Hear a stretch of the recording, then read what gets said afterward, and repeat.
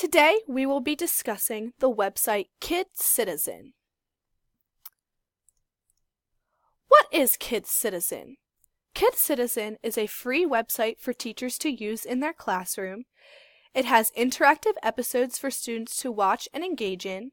It allows students to explore primary documents in a virtual hands-on way, and it is related to different topics of history such as Congress and civil engagement. Now, before we get to talking about how to work KidCitizen, we are going to do a quick warm-up activity. After using KidCitizen myself, I began to compare it to other websites I have used in my previous lesson plans. I got together with some colleagues and discussed benefits and challenges to other websites we have used. The first website that came to mind was PhET. We listed out what we thought were benefits of PhET. We said it advances student learning, it is engaging, it is organized, and it is easy to use. We also listed some challenges we thought there were with the PhET website. We said it only focuses on a few subject areas, so it would not be useful for all subject areas. It was a little fast-paced, and there was no help to walk you through a simulation. Now, as we go through KidCitizen, see if you can relate any of the PhET benefits and challenges to KidCitizen. See if some of these benefits are also beneficial when using KidCitizen, and see if KidCitizen also poses some of these challenges when using it. At the end, we're going to come back together and discuss if KidCitizen had any of these similar benefits or challenges. Now let's get in how to use KidCitizen. First, you're going to type in KidCitizen.net, and it will take you to this homepage right here, KidCitizen.net. So in KidCitizen episodes, children interactively explore Congress and civic engagement through historical primary sources and connect what they find with their daily lives. So this is your homepage. As you can see, KidCitizen is very organized. You have all your different subheadings: about, episodes, create an episode, news, help, and the little search bar. So no matter where you need to go, it is clear as the label to it, so you can say, oh, I want to go to episodes, click the episodes tab, takes you right to the episodes. And then if you ever want to go home, you just hit KidCitizen and it takes you right back to the home page. So as you can see, we are greeted here by a little avatar, and later you will see when we go through some of the episodes, she guides us right through them, which is an awesome benefit of KidCitizen. This explains a little bit more about the episodes. KidCitizen provides a growing set of interactive episodes where K-5 students work with primary source photographs to explore Congress and civic engagement. Here's some of them. You can click them here as well. But if not, you can just go to the top. So if you click about, this just gives you more information about KidCitizen, explaining in a deeper meaning. You can go to episodes. This is where all your episodes are that you can use. You just click them. You can hit read more, click right here, and that'll take you into the episode. You can create your own episode. Just register for a free account, and all you need is everyday computer skills in this free account, and you're good to and you're good to go. You can hit news.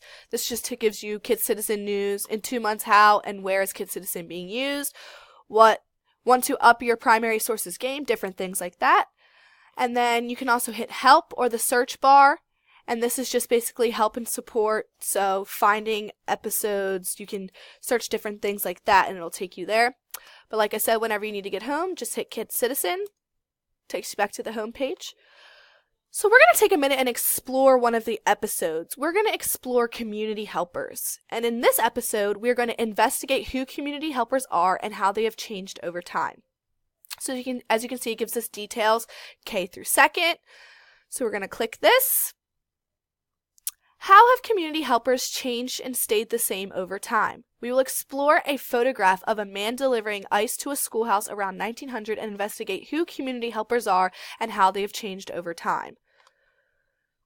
So as you go down here, this is just citations, more information about this episode, and you're going to go right to play this episode.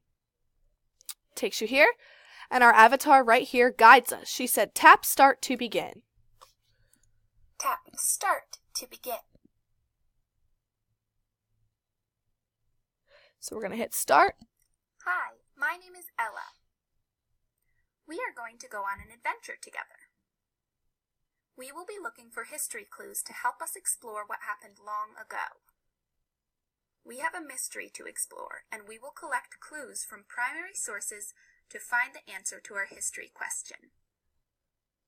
How have community helpers changed over time? We will put the clues into our research. So as you can see, the lesson continues to go on. It gets more interactive. It allows students to get their hands on a mouse, click different images, things like that. But that's deeper in the episode. It's just an awesome way to get children in the classroom to participate and engaged and not doze off. It's very interactive, which is awesome. So yeah, so you just basically can click any episode you want. You can snap a photo, agent of change, capture the flag, different things like that. And then if there is a historical topic that you want to discuss with your class but don't see an episode on it, just go ahead, get some resources, and create your own.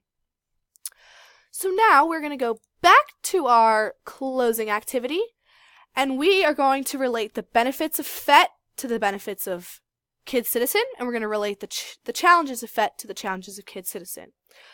So the first benefit, we said advanced student learning. I put an exclamation point here, me and my colleagues did, because we said that KidCitizen also is a great tool to advance student learning. We also put an exclamation point next to engaging, because KidCitizen is engaging. You can get students to participate, you can get students to raise their hands, get involved, click images, see primary documents. We also said it was organized, that KidCitizen was organized. There were plenty of subheadings. There was also a search bar, so you never really get lost on the website. And we said it was easy to use. Yet again, the subheadings make it so easy. No instruction needed. I figured it out the first time I went on it by myself. It was awesome. So KidCitizen had very similar benefits that PhET did for students learning. We said these are both really good tools that could be used in the elementary education classroom. Now let's discuss the challenges. We said that PhET only focuses on a few subject areas, which would not be useful for all subject areas.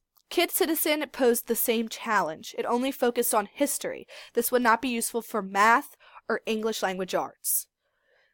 We said that PhET was fast-paced. Unlike PhET, KidCitizen goes through at a nice pace. The avatar doesn't talk too fast, too slow.